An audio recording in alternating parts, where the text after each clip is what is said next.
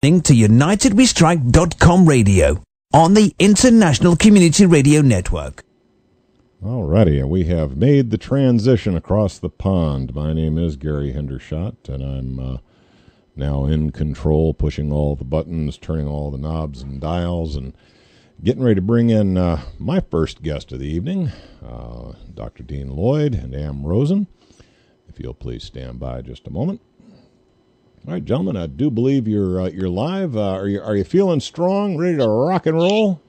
Oh yes, very alive. All righty. Well, I'll go in the background, shut up, and let you take it away. Well, thank you, Gary.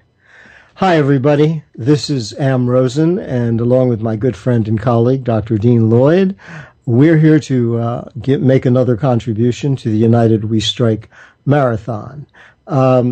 We sometimes call this the United We Evolve portion of the United We Strike Marathon. And what do we mean by evolve? Basically, we mean to come more online, to bring more of our, unfold the potential of our human fulfillment, which comes in dribs and drabs. And as many of the people have been discussing on various segments of the show today, it's horribly stilted. It's inhibited, it's shut down because of mismanagement, because of incompetency. So we have a lot of problems in this world, nothing new, but as we expand globalization, as we expand technology, those problems become more and more apparent. It's kind of like we're stuttering between the way we've been doing things, the old road, if you would, and the way we need to do things to make things come into harmony and balance. The problem is when you step onto a new road that has new potential, gives you new places to go, new ranges of motion, new things to see and to be able to incorporate, you step onto that new road carrying all the drag lines, the orientations, the inhibitions, and the damage that you've accumulated along the way from the old road. So it takes a while to recognize the difference between where you've been and what's now becoming potentially available to you. It takes a while to divest ourselves from all those drag lines, those ways that we feel we have to do things and the constraints through which we feel we need to operate, and to find out what this new range of motion, this new quality, this new potential can afford us, and how we can not only expand into what it is, but include it, because it's not going from one place to another, but inclusively integrate it so that this becomes not something separate, not just an ideal that we're always eulogizing and hoping for, but becomes a functional, workable part of our psychological vocabulary. Now, the question is, how do we do this? Yeah, there's all kinds of things going on that are detrimental because people in power, obviously, they're obviously somewhat intelligent. They at least within whatever discipline, they have cunning, they have opportunity, they've been able to capitalize on it. But they obviously don't understand how to take the situation and bring it back into balance.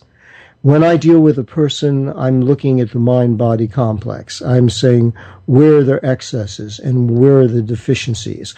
What part of the body is most susceptible? How is that influencing the workings of consciousness? For most people, that's a subconscious process.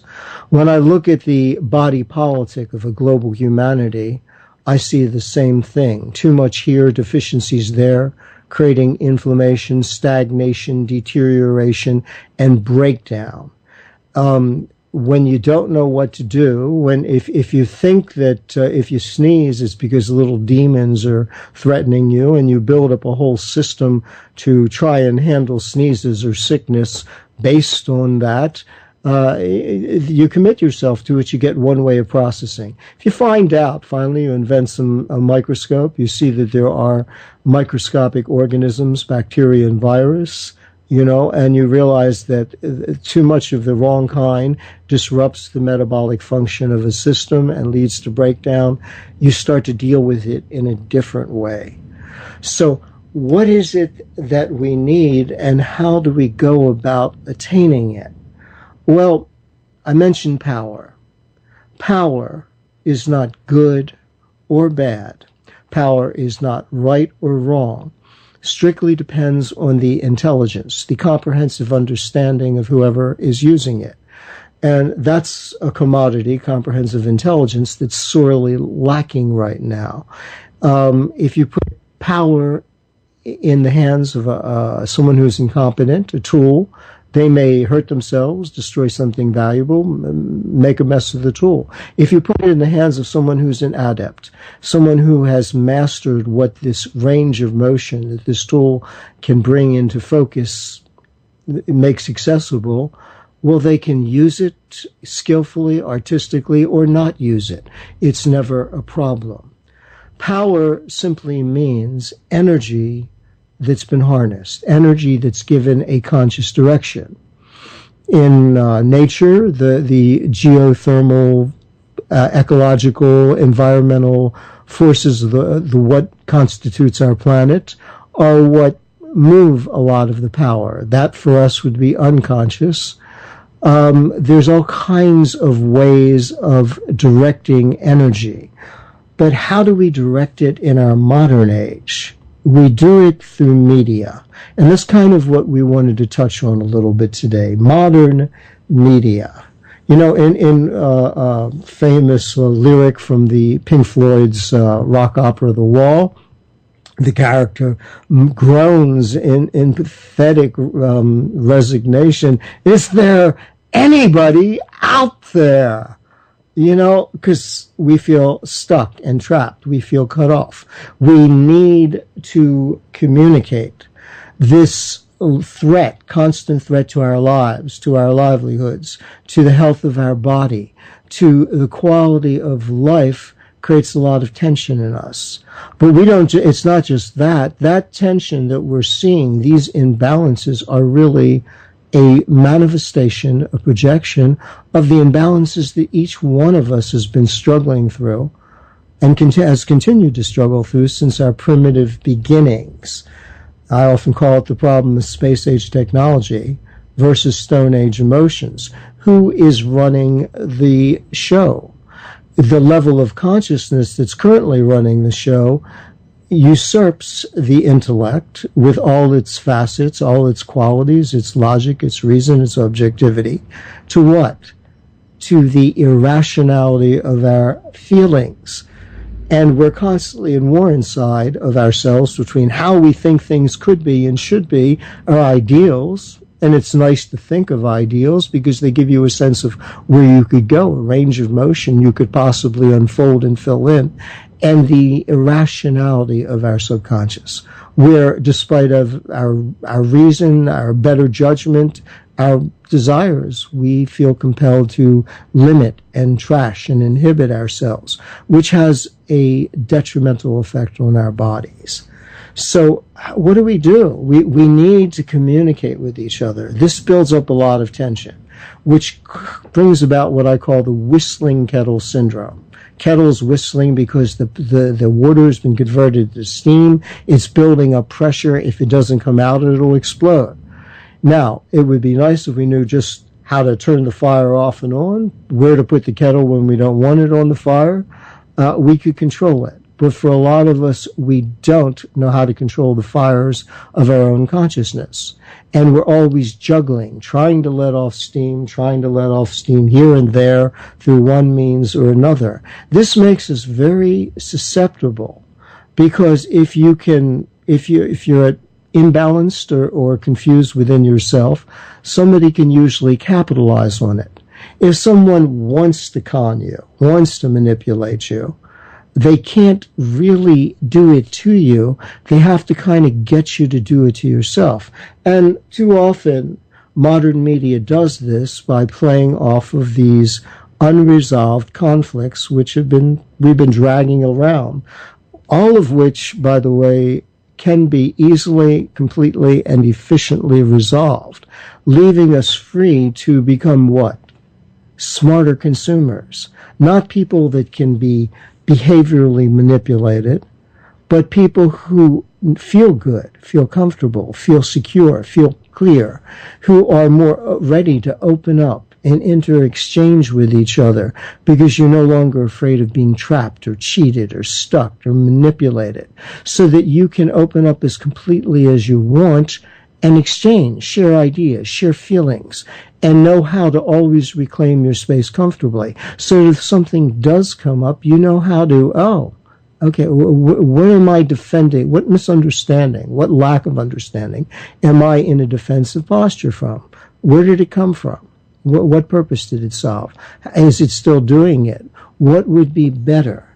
But if you don't have this kind of access yet, and it's really the next phase of human evolution, because it will allow us to bring all of this online, well, then to get rid of that pressure that continually builds up, that makes us feel cut off and lonely, trapped within ourselves, we need to communicate. We need to be able to share our thoughts and feelings, which is a lot of what United We Strike is obviously about. But what do we base trust upon? How do I know I can trust you? Well, how do you know you can trust yourself? What do we mean by trust? We want to get into that a little bit, but let me give Dean a chance to cut in and say what he wants to say, and we'll continue this conversation. Dean?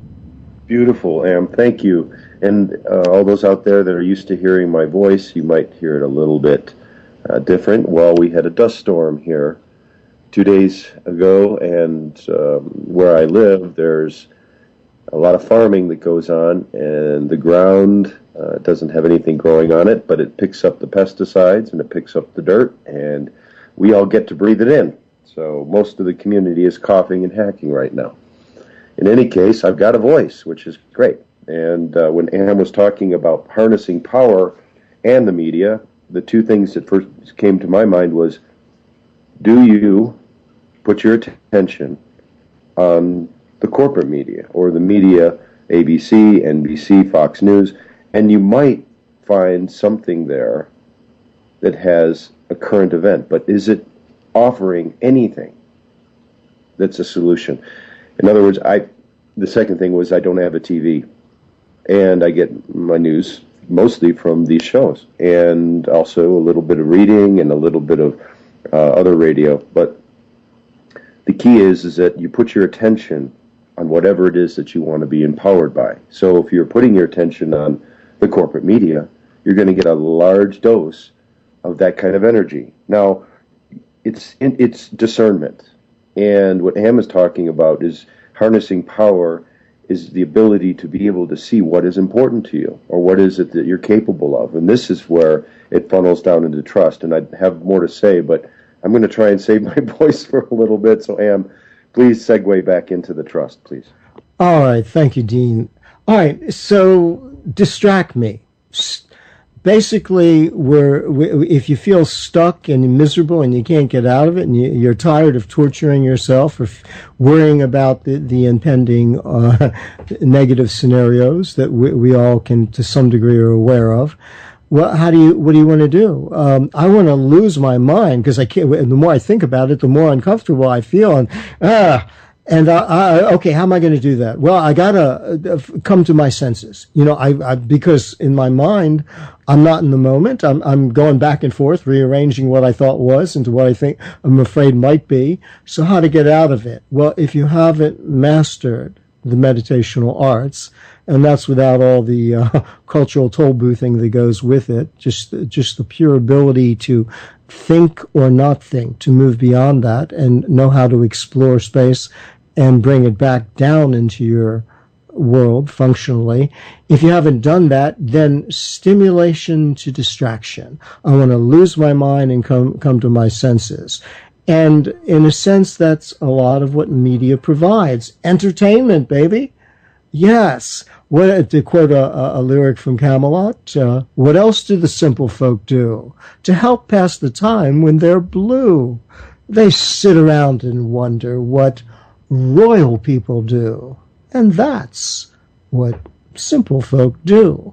Yeah, if I had superpowers, if I was an extraterrestrial, if I was a mutant, if I was a supernatural creature you couldn't kill, or if I was a genius, or if I had media celebrity, or everybody loved me and I was worth millions and all of this, or billions, whatever.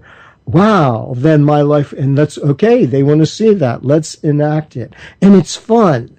Let's not get all puritanical about it because we don't know how to handle it. We want to see what everybody else could do. We watch the same scenarios of human complacency, human adaptation, human longing and striving played out in endless varieties in various shows. Well, that's just fun. But basically, we're trying to lose our mind and come to our senses. Because if you become absorbed in something, then you stop for the moment beating up on yourself, worrying about whether you're good enough or you can, or you're going to survive the Holocaust or whatever it is. But this losing your mind and coming to your senses doesn't resolve anything. It's, again, part of the whistling kettle syndrome. We're letting off some pressure. But it does become the basis of addiction. Now, what we do to our bodies affects our minds. And what we do to our minds, how we look at things, think about things, emote things, come to respond to things through our feelings, affects our body. And we get into this negative recycling loop. That makes us very susceptible to manipulation. Oftentimes we go, oh, God, look at the ridiculousness of these commercials. The more intellectually superior we feel to what's being commercially aimed at us, the more susceptible you become to words being aimed at. Obviously, you know that if you use this kind of toothpaste or this designer label on your underwear, it's not really going to make you sexier, and you're suddenly going to have beautiful people that just want you, and everybody will be offering you the job you've dreamed of. We know that. That's reasonable. But it's not aimed. It doesn't that we hear these commercials and we get these beautiful cars and they don't attract things in our life that we were so yearning for? You mean that doesn't work?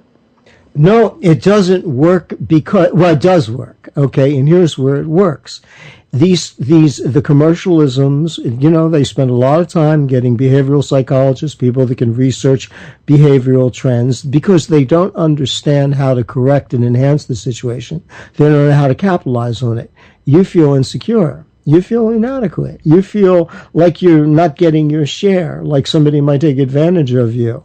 So that's irrational, because as soon as you make sense out of an emotion, you gain control over the emotion.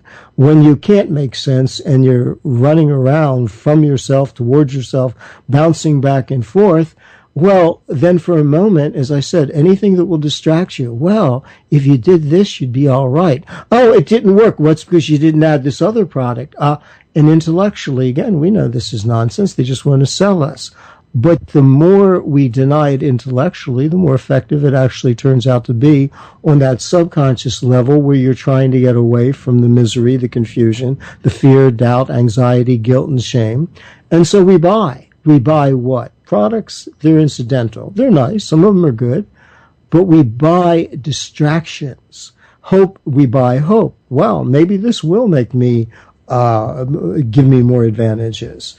All right, because right now, modern media, and, whether we're talking about tom-toms, or we're talking about the ability to convey through the nervous system, through nerve cells and meridian flows, or whether we're talking about tom-toms and spoke signals, whether we're talking about masks, personality masks to represent gods, whether we're talking about plays, all this has been taken into modern media.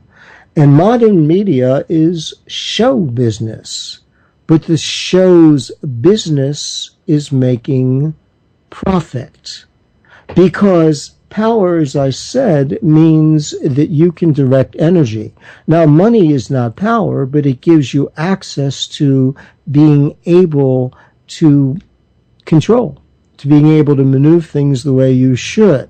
So in modern media, we have the split between commerce and commercialism.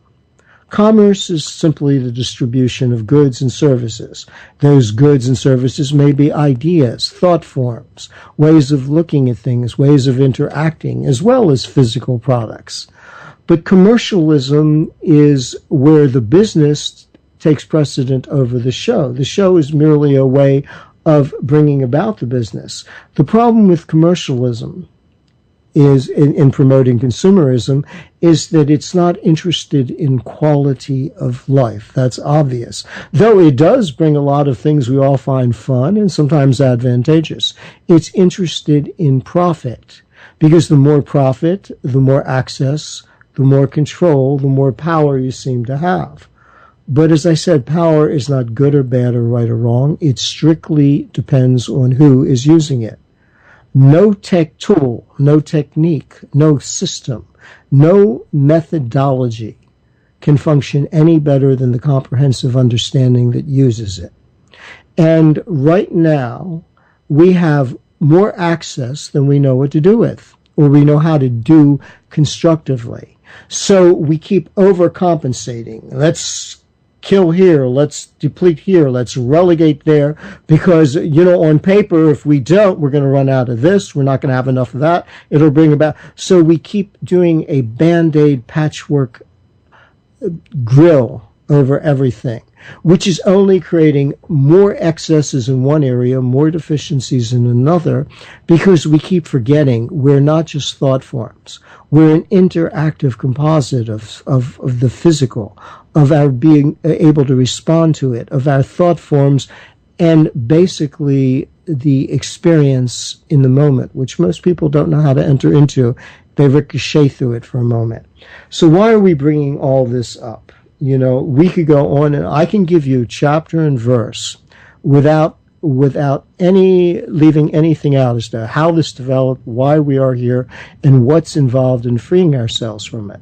But even if we do, even if you're no longer pushed around by the irrationality of your subconscious, and again, when I say that, I don't mean we escape it, deny it, avoid it, corral it, relegate it, because all of that is letting your feelings still control you.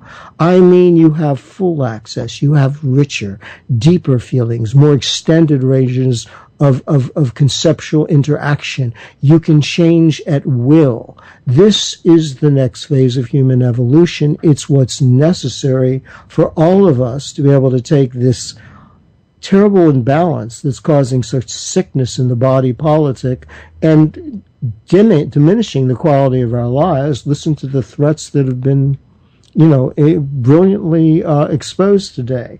I almost hate to butt in, but because it's an interesting topic, and you've obviously got a lot of information to present on it. But we're down to a couple of minutes.